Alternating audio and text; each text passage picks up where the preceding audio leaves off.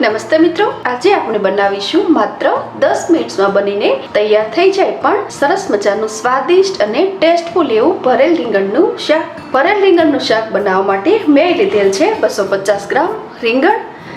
આ શાક બનાવવા માટે નાનકડા અને કૂણા રીંગણ લેવાના છે. થોડી વાર માટે આ રીંગણને સાઈડ પર રાખી દઉં છું. નેક્સ્ટ પ્રોસેસ માટે મેં લીધું છે 100 ગ્રામ નમકીન. નમકીનને વાટીને સરસ સ્મૂથ ફાઇન પાવડર તૈયાર કરી લેવાનો છે. આ નમકીન સ્વાદમાં સરસ ચટપટું અને ખાટું મીઠું હોય છે, માટે અહીં મીઠું, ખાંડ કે બીજા મસાલા એડ કરવાની બિલકુલ જરૂર નથી. સરસ ગાર્લિક ટેસ્ટ આપવા માટે હું એડ કરું છું 1/2 ટેબલસ્પૂન જેટલી લસણની ચટણી. આટલી ચટણી બનાવવામાં 3 કળી લસણ અને 1/4 ટેબલસ્પૂન જેટલું લાલ મરચું યુઝ થયેલ છે. સરસ ટેમ્પટિંગ રેડ કલર આપવા માટે સાથે જ એડ કરું છું 1 ટેબલસ્પૂન કાશ્મીરી લાલ મરચું તેમજ 1 ટેબલસ્પૂન જેટલું બારીક કાપેલું લીલું લસણ. સાથે જ એડ કરીશું 1/4 કપ જેટલા બારીક કાપેલા કોથમીર. સાથે જ એડ કરું છું 1/2 ટેબલસ્પૂન જેટલું કુકિંગ ઓઇલ. હવે આ રીંગણમાં નીચેની તરફથી આ રીતે ક્રોસ શેપમાં કાપો મૂકવાનો છે. કાપો ઊંડે સુધી મૂકવાનો છે, જેથી રીંગણમાં આસાનીથી મસાલો ભરી શકાય તેમજ રીંગણ ઝડપથી ચડી પણ જાય. અહીં આ પ્રોસેસ ફટાફટ કરવાની છે, જેથી રીંગણ કાળા ન પડી જાય.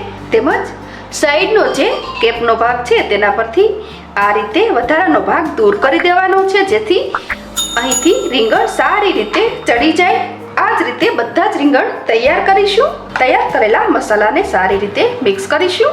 મિત્રો, જ્યારે ખૂબ જ ઓછા સમયમાં ભરેલ રીંગણ શાક બનાવીને સર્વ કરવાનું હોય એ સમયે આ રીત એ બેસ્ટ વિકલ્પ છે.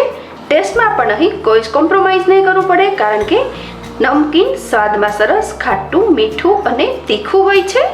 અહીં બધું મેં સારી રીતે મિક્સ કરી લીધું છે અને મસાલાની કન્સિસ્ટન્સી આ મુજબની રાખવાની છે. તેલ વધુ ન પડી જાય એ વાતનું ધ્યાન રાખવાનું છે. જો તેલ વધારે પડી જાય તો સિઝનિંગ વખતે મસાલો સ્પ્રેડ થઈ જાય છે. કાપા મૂકેલા રીંગણમાં આ રીતે ફટાફટ મસાલો ભરીને તૈયાર કરીશું. મસાલો ભરી દીધા બાદ આ રીતે હળવા હાથે પ્રેસ કરી અને સેટ કરી લેવાનું, જેથી સિઝનિંગ વખતે મસાલો સ્પ્રેડ ન થાય. આ જ રીતથી બધા જ રીંગણમાં મસાલો ભરીને તૈયાર કરીશું. નેક્સ્ટ પ્રોસેસ માટે કુકરમાં મેં 3 ટેબલસ્પૂન જેટલું કુકિંગ ઓઇલ ગરમ થવા માટે મૂકી દીધું છે. સૌપ્રથમ હું એડ કરું છું ચપટી રાઈ દાણા, ચપટી જીરું. રાઈ સરસ તતરી જતાં જ એડ કરું છું ચપટી હિંગ, મીઠી લીમડી તેમજ મીડિયમ સાઈઝનું એક ટમેટું.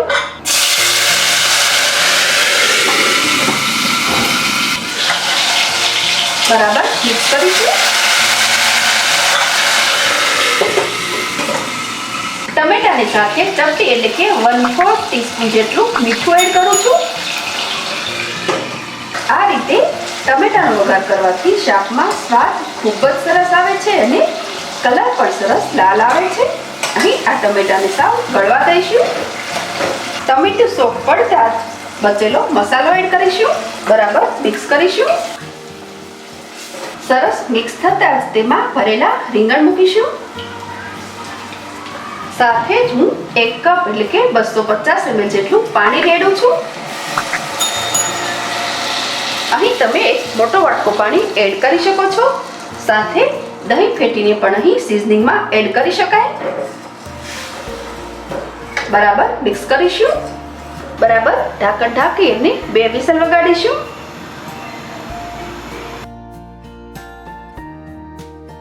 બે વિસલ વાગતા જ ઢાંકણ ખોલીને ચેક કરીશું. ખૂબ જ સરસ સુગંધ આવી રહી છે અને આ રીંગણને પ્રેસ કરતા તે આસાનીથી પ્રેસ પણ થઈ જાય છે.